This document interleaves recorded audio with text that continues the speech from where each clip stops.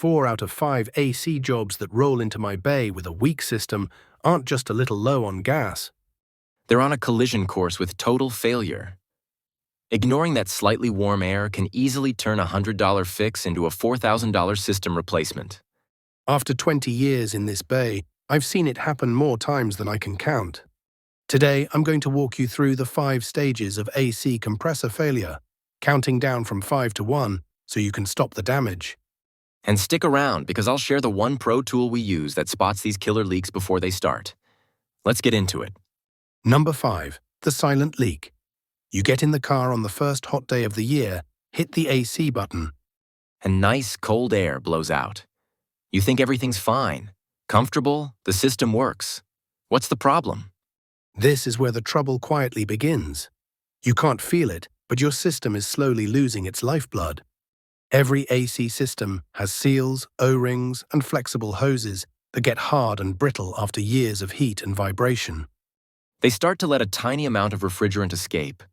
Not enough for you to notice, but enough to matter.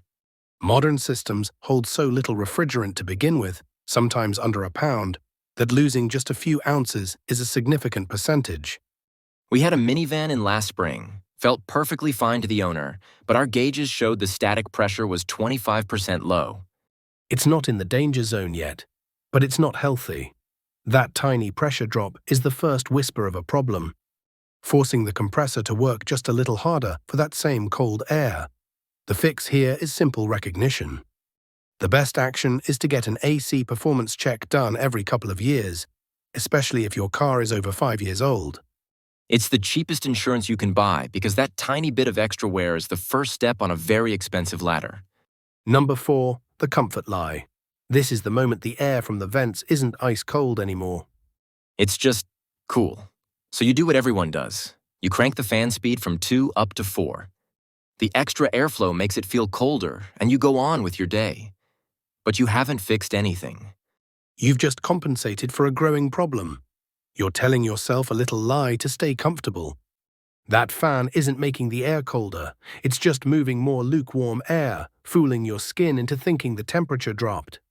I had a guy in a newer SUV last week, swore his AC was just getting old. I stuck a digital thermometer in his center vent, and it was reading 55 degrees. On a healthy, charged system, we want to see a temperature drop of about 35 to 40 degrees from the outside air. It was 95 degrees that day. His air should have been in the 50s, but blowing from a vent it should be closer to 40. His system wasn't old, it was starving. The only action here is to recognize this symptom for what it is.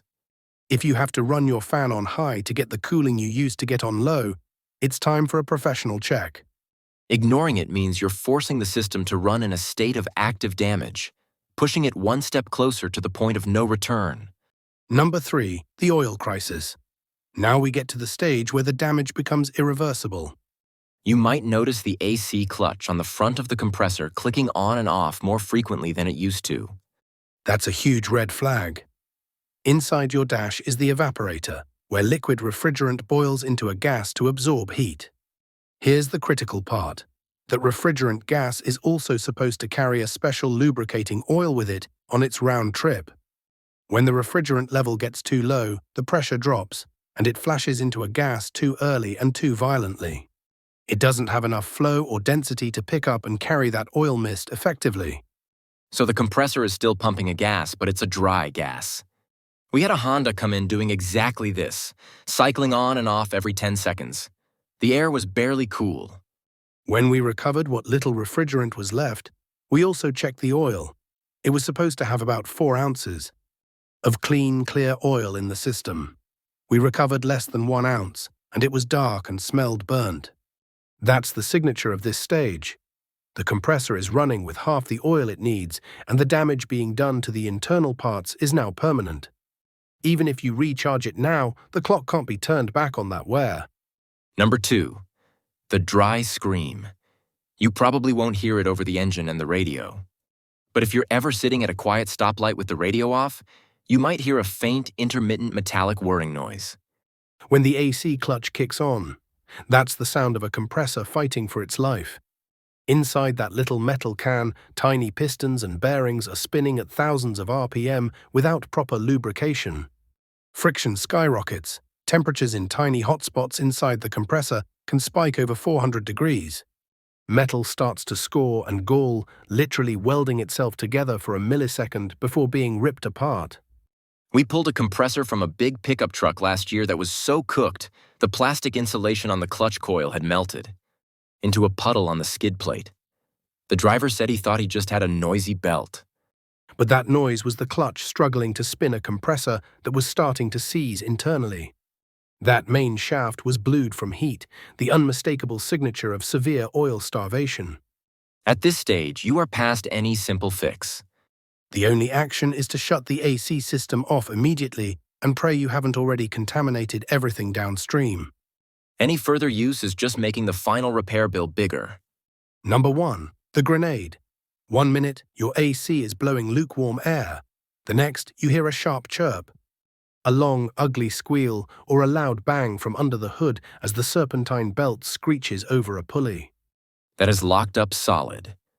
Your compressor has seized. This is where drivers get the shock of their life. They think, okay, I just need a new compressor. But it's never that easy. When those internals finally gave up, the compressor didn't just stop. It turned itself into a bomb, blasting a fine metallic paste, a grey, glittery sludge. We call Black Death, through every single pipe and component. I keep a few failed parts in the shop to show people. We'll cut open an accumulator from a seized system, and instead of being clean, it's packed with this metallic mud.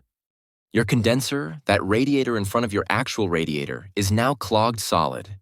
Your evaporator is clogged. Every part is contaminated. The fix is a full system replacement: compressor, condenser, accumulator, expansion valve, and hours of flushing the lines. Imagine trying to clean peanut butter out of a garden hose with just compressed air. Now imagine that peanut butter is full of metal glitter. I've written the bills.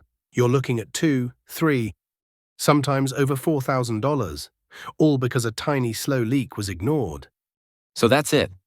That's how a simple comfort issue spirals into one of the costliest repairs you can face. That pro secret I mentioned? It's not just about hooking up gauges. In the shop, for just a few bucks extra. During a service, we inject a special UV dye into the system. Then, using a black light and some yellow glasses, even the tiniest leak from a seal or a pinhole in a hose will glow bright, unmistakable green. It's the fastest, most certain way to find the source of a leak and stop this whole chain reaction before it ever really begins. It's pure maintenance, not magic. Next time, we'll talk about why some of those cheap, off-the-shelf recharge cans can actually cause more harm than good. If this just saved you a future headache, hit that like button.